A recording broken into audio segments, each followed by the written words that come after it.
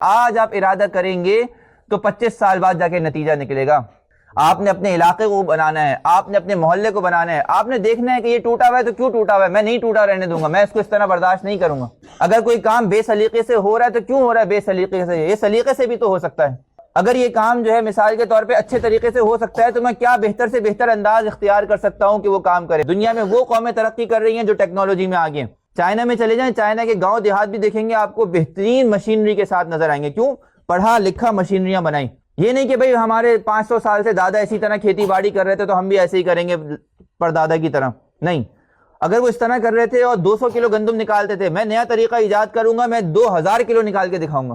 ایسی ایسی مشینری آپ تیار کریں, ایسے ایسے چیزیں آپ تیار کریں, ٹیکنالوجی کے اندر آگے بڑھیں, علم میں آگے بڑھیں, لوگوں کی زندگیاں آسان بنیں.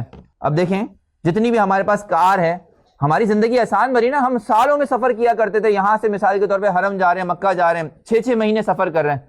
ایک کار بنا دی, زندگی آسان ہو گئی. آسانی سے جو ہے وہ مثال کے طور پہ 10-12 دن میں پہنچ جاتے تھے. اس پہ رکے نہیں, پھر ٹرین بنا دی کہ بھائی اس سے مزید تیز بھی ہم سفر کر سکتے ہیں, وہ 3-4 دن میں پہنچاتی تھی. ہوائی جہاز بنا دیا اس کے بعد کہ بھئی اس پہ سفر نہیں کرنا, اور زندگی آسان بنانی ہے اور بہتر انداز سے. آج پوری دنیا ہوائی جہاز پہ سفر کرتی ہے نہیں کرتی؟ اگر یہ گورے اور یہ اپنے انگریز اپنے ملکوں میں سوچ کے بیٹھ جاتا ہے کہ بس ٹھیک ہے ہمارے 500 سال پہلے جس طرح سفر ہوتے تھے تو ہمارے اندر اور جانوروں میں کوئی فرق نہیں رہ جائے گا,